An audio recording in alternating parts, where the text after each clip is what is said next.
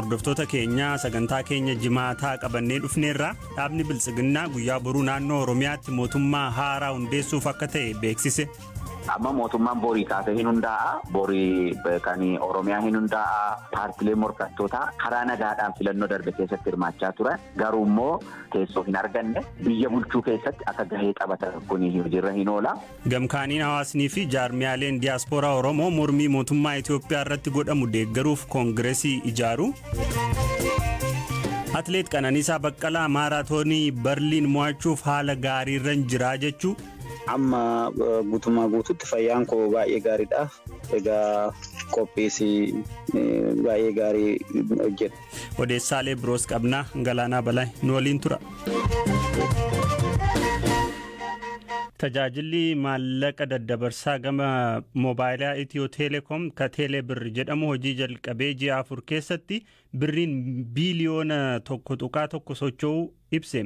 Itiyoo Teleekoomitti hoogganaan dhimma maallaqaa moobaayilii Obbo Buruuk Adhaanaa BBC'tti akka himanitti tajaajilli maallaqaa hedduun ka socho'e karaa bittaa kaardii moobaayiliiti.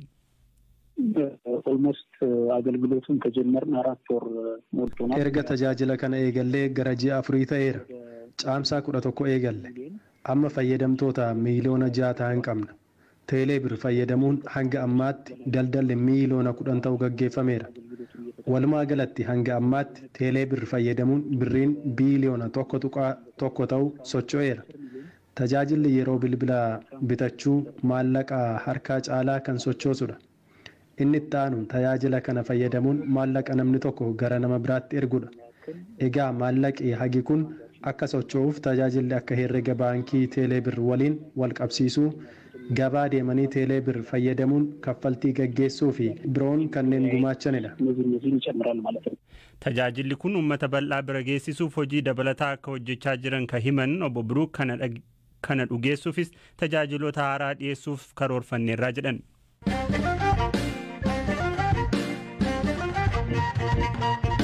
Erga bara 2019 dorgommii kamuurrattuu kan hin hirmaannee fi koronaa vaayirasiinis qabamee ka fayye Atleet Qananiisaa Baqqalaa maaraatoonii Berliin dilbata dhufuurratti qabxii gaarii galmeessuuf qophaa'u BBC'tti hime.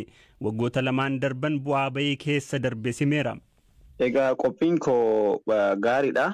Akkuma beekamu waggaa lamaan darbe kana keessa wal dorgommii maaraatoonii hin goone because COVID-19 wal dorgommii irratti hirmaachuu hin dandeenye baay'inaani.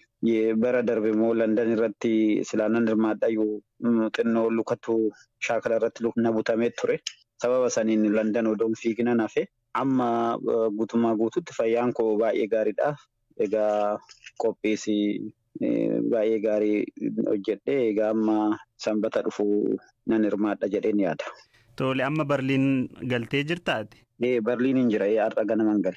Kanaaf haalli qilleensaa isaa akkam argaa jirtutti wanna danqaasitti ta'u sitti hin fakkaatu? Egaa gaariidha amma qilleensi har'a qilleensi isaa baay'ee gaariidha. Egaa ta'u malee har'arra immoo sanbatarra hin jijjiiramadhanii foorkaastiin isaanii egaa qilleensa kanarra mijaa'aa ta'a jedhaniiti yaadama. Gaariidha qilleensi isaa. Tole dorgommii kanarratti ati dorgomaan qormaatanatti ta'a jettee yaaddu? Atleetiin eenyu faadha kan hirmaatan? Egaa wal dorgommii irratti akkuma beekamu hunduu dorgomaa cimaan ta'a jedhee seenaa. Wal dorgommii irratti eenyu dorgomaa cimaa akka ta'u duraan dursitee tilmaamuun xinnoo in ulfaata. Haa ta'u malee wal dorgommii kana irratti ijoollee cimootu irratti hirmaata. Kan akka Guyyee Adoolaa fa'aa hin jiru ijoolleen. Akkasuma Keeniyaanonnis hin jiru. Egaa wal dorgommiinis naafaa ta'a jedheen yaadu.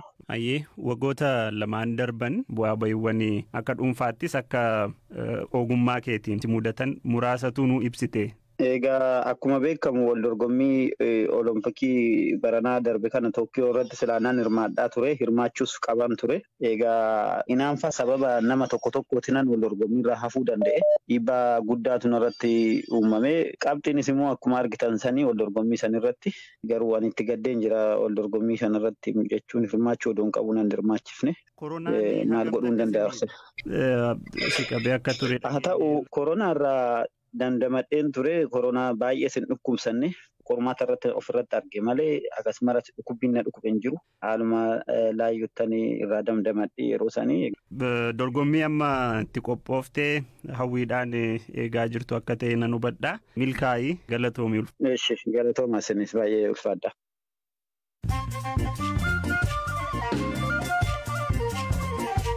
Dhaggeeffattoota gidduutti ammoo odeessaalee gaggabaaboo muraasa. Hoogganaan duraanii amantaa Taalibaan adabbii cimaa akka ajjechaa fi qaama hir'isuu Afgaanistaan keessatti deebi'uufii jedhan. Mullaa Nuruddin Turaabii amma mana hidhaa hoogganaa akka jiru AP'tti akka himetti adabbiin qaama hir'isuu haaraan nageenyaaf barbaachisaadha jedhan. Adabbiin akkasii kun akka Taalibaan bara 1990 keessa gochaa ture san uummata fuulduratti kan raawwatamu hin ta'u. Mootummaan UK Itoophiyaa dabalatee deeggarsa maallaqaa biyyoota naannichaaf kennu hir'isuuf murteessu beeksise. Koreen paarlaamaa UK ammoo deeggarsa maallaqaa mootummoota biyyoota Afrikaa muraasaaf kennu hir'isuuf murteessuun of tuulummaadhaa akka malees nama mufachiisaa jechuun qeeqeera. Qondaala mootummaa Yuugaandaa maallaqa deeggarsa hawaasaa miidhamanii gargaaruuf ergame hatuun himatame irratti hidhaan waggaa 40 fi adabbii maallaqaa $5 miiliyoona 5.4 irratti mure. Waajjira ministeera muummeetti hojjetaa herreegaa akka ture Godfrey Kazindaa walumaa galatti maallaqa $5 miiliyoona 26.4 hatuusaa AFP'tu gabaase.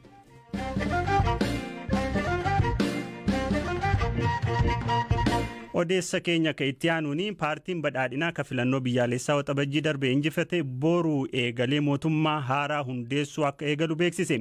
Dubbii himaan dhaabichaa Dr. Biqilaa Urrisaa ibsa BBC'f kennaniin guyyaa boruu mootummaan haaraan naannoo Oromiyaa akka hundaa'u himaniiru. Kana keessattis dhaabbileen mormituu dorgomanii garuu ammoo hin injifanne biyya bulchuu keessatti hiree akka qabaatan ni godhamaa jedhan. Hundaa'uun qophiin taasifamaa ture sun gaafii uummataa karaa deebisuu danda'uun mootummaan amma hundaa'u kun dhaabbii cimaa qabaatee akkamittiin gaafii uummataa deebisuu danda'a karaa jedhuun ilaalamaa jira jechaadha malee seeremoonii isaa miti jechuudha. Akkaataa gaafii uummataa deebisuu dandeenyuun qophiin taasifamaa ture. Amma dura ministeerri muummee Abiyyi Ahmed dhaabbilee siyaasaa filannoo keessatti hirmaatanii garuu immoo hin milkaa'iniif mootummaa haaraa ijaaramu keessatti gahee akka qabaatan aangoon kennamuufi akka danda'u ibsanii turan. Sun sadarkaa naannoo Oromiyaattis sadarkaa federaalaattis raawwatamuuf deema. Karaa paartiitiin kutannoon jira. Karaa muummichi ministeeraa keenyaa fi pireezidaantiin paartii keenyaa kutannoo olaanaa qabu.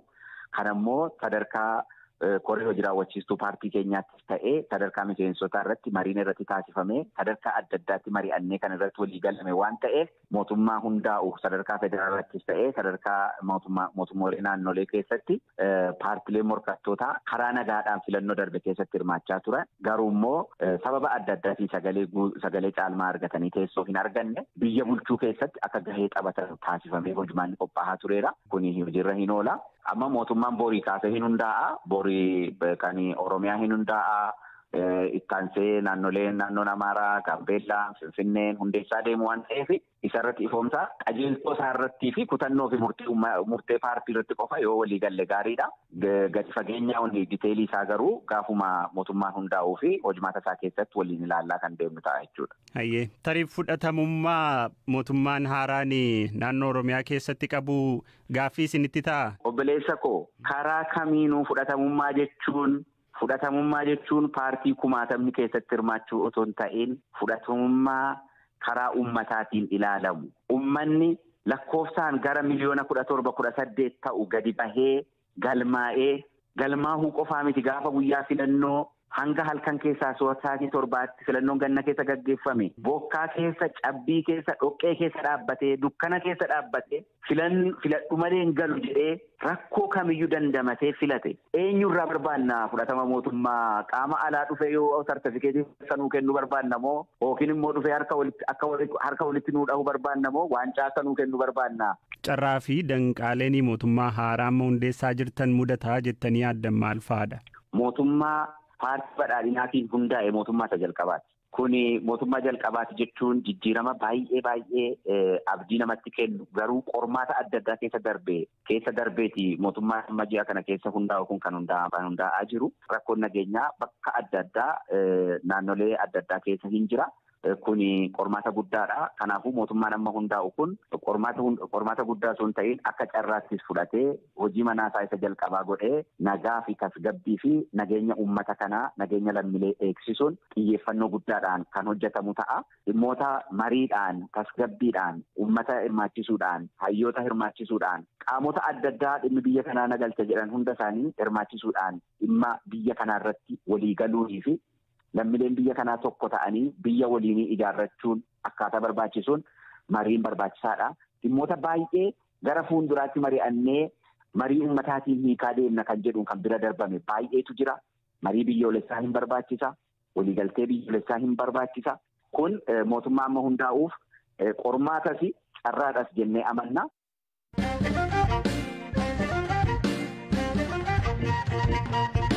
Gama kaaniin hawaasnii fi jaarmiyaaleen Oromoo diyaaspooraa tibba kana Ameerikaa Minisootaatti wal arguun Koongireesii Oromoo idil addunyaa hundeessuun hooggantoota filataniiru.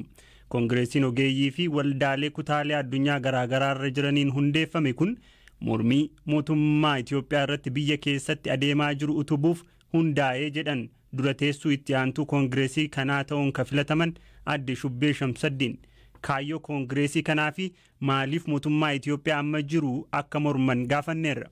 Assembleedha bakka Oromoon itti walitti dhuftee yaada adda addaa wal dabarfattee itti haasoo murtiirras gahanii akkamitti dura deemnaa waan jedhu irrattis murtii adda addaa dabarsanii bakka ka'anidha.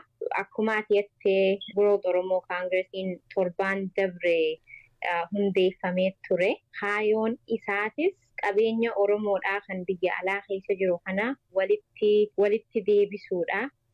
Walitti furfeessinee akka karaa tartiiba qabuun karaa qindaa'een qabsoo Oromoodhaa kan biyya keessaa deemaa jirtu sana bira dhaabannuudha kaayyoon isaa. Iskilii adda addaa kan qabnu yoo walitti deebifnee bakka takkatti deebine irra humna nuu taha. Qabsoo teenya kan nuti gargaaru jirru tanas irra humneessuus dandeenya. Tartiibaanis akka isiin galma geessisuus dandeenya jechuudha. Mootummaan Itoophiyaa keessatti amma jiru dantaa Oromoo kabajee dimookiraasii biyya keessatti fiduudhaaf carraaqaa jira jedhee deeggaruutti jirutu jira qaamni diyaaspooraa. Gam keessaniin immoo hawaasni gariin mootummaa kana mormuu fi warra morman jajjabeessuutti karoora baasachaa jira. Maaliif mootummaa kana deeggaruu cimsuu irratti maaf hin xiyyeeffanne? Dhuga wanni ati jette warri Oromoo diyaaspooraa keessaa warri PP gargaarus numa jira. Garuu oduma jiraniitu mootummaan kun mootummuma deddeebi'ee ilmaan Oromoo karaa adda addaatiin miidhaa jiru, ilmaan Oromoo ajjeesaa jiru, saba Oromoodhaa karaa politikaatiin cunqursaa adda addaa irra gaggeessaa jiru. Mootummaan kun gabaabdumatti mootummaa Oromummaa balleessuudhaaf dhaabbate. Mootummaa saba Oromoo balleessuuf dhaabbate. Mootummaa biyya Oromoodhaa hiree karaa adda addaatiin hiree daangaa isiisan cabsee jalatti deebisuudhaaf mootummaa dhaabbateedha. Oromoon baay'inaan wanni kun nuuf hin tahuu jedhee waan amaneef wanni kun nuuf hin tahuu mirgi Oromoodhaa sarbamuun nuuf gahee Oromoon du'uun nuuf gahee kana dura dhaabbanneef irraa ittisuu dandahuudha qabnaa waan irra guddaan Oromoodhaa jedhee fudhateef barbaachisaa ta'e. So warra waan kana mormu wajji dhaabbannee isaan deeggaruun barbaachisummaadha gaas. Maal gochuudhaan gumaachuudhaaf hundooftan? Ati gabaabdumatti gaa wanni nuti isaan itti gargaaruu barbaannuun tokkoffaa karaa diinagdeetiin, lammaffaa yaada adda addaa walii dabarsuudhaaf, beekumsa walii hiruudhaaf, experience jirtus walii dabarsinee waan barbaachiseen isaan bira dhaabbachuma gabaabdu. Dhaggeeffattoota keenya qophiin har'a jimaataaf jennee qopheessine asuma irratti xumurama. Qophii kana ka qopheessite Firaafoolii Dhugaa Isaatii tooraan kan isin biraan gahaa ture Galaanaa Balaa ogeessa teeknikaa